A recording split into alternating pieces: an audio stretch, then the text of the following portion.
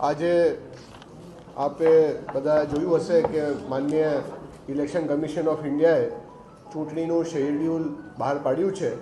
એ અનુસંધાને રાજકોટ જિલ્લામાં આચારસંહિતાની ચુસ્તપણે અમલવારી થાય એ માટે પગલાઓ લેવાનું ચાલુ કરી દેવામાં આવ્યું છે. પોસ્ટર્સ, બેનર્સ વગેરે જે છે એ ઉતારવાની કામગીરી ચાલુ કરી દેવામાં આવી છે.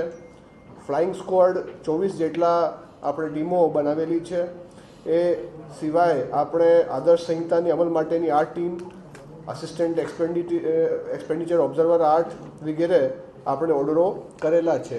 ગ્રામ્ય વિસ્તારમાં ડીડીઓ સાહેબ અને શહેરી ક્ષેત્રમાં ડેપ્યુટી મ્યુનિસિપલ કમિશનર શ્રી એના નોડલ અધિકારી છે.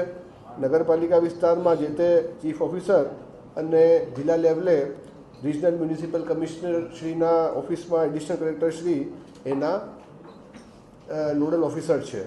આ સિવાય બીજી અમુક વાતો કરીએ તો ઉમેદવારી માટે ડિપોઝિટની જે રકમ છે એ 25,000 રૂપિયા છે, પરંતુ અનુસૂચિત જાતિ જનજાતિના ઉમેદવારો માટે આ 12,500 રૂપિયા છે.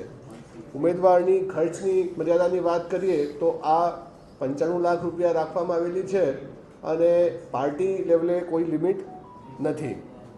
મતદારોની સંખ્યાની વાત કરીએ તો રાજકોટ જિલ્લામાં કુલ 23,34,861 મતદારો નોંધાયેલા છે. 85+ ઉંમરની વાત કરીએ તો કુલ 23,000 એવા ઉમેદવારો છે જે 85+ ઉંમરના છે. કુલ મતદાન મથક 2036 મતદાન મથકો રાજકોટ જિલ્લામાં રાજકોટ સંસદીય વિસ્તારમાં આવેલા છે. 224 રૂટ સુપરવાઇઝરો એટલે સેક્ટર ઓફિસર્સની નિમણૂક કરવામાં આવેલી છે. ખાસ કરીને આપ સો થકી આપણે જે અહીંયા ટોલ ફ્રી ફરિયાદ નંબર છે, એક સિટીઝન વિજિલ કરીને એક પોર્ટલ અને એપ છે જેના થકી કોઈ પણ સામાન્ય માણસ પણ ચૂંટણીલક્ષી જે ફરિયાદ છે આચારસંહિતાનું ભંગ બદલની એ નોંધાવી શકે છે. અને આ નંબર ઉપર ફરિયાદ કર્યેથી નિર્ધારિત સમય મર્યાદાની અંદર ચૂંટણી તંત્રને એનો રિસ્પોન્સ આપવાનો હોય છે.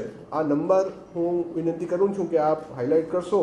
આ નંબર છે 1800-233-0322. હું ફરી રિપીટ કરું છું 1800-233-0322. ખાસ જે આ વખતે ઇનિશિયેટિવની વાત કરીએ તો મહિલા સંચાલિત મતદાન મથકો કુલ 56 જેટલા, એટલે દરેક વિધાનસભા વિસ્તારમાં 7 એવા મથકો બનાવવામાં આવેલા છે. દિવ્યાંગ અધિકારીઓ કર્મચારી દ્વારા સંચાલિત કુલ 8 મથકો રહેવાના છે. યુવા અધિકારીઓ દ્વારા સંચાલિત 1 મતદાન મથક રહેશે અને મોડલ પોલિંગ સ્ટેશન 8 જેટલા રહેવાના છે. વેબકાસ્ટિંગ જે છે એ કુલ 50% ના લેખે 1,118 જે મતદાન મથકો છે એમાં વેબકાસ્ટિંગ થશે. ઈવીએમની સંખ્યા પૂરતી આપણે ત્યાં ઉપલબ્ધ છે.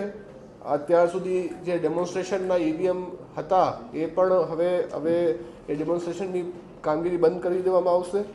Counting centre government engineering college Mavdi Gankot road એ જે લાસ્ટ ટાઈમ હતું એ પણ રહેશે.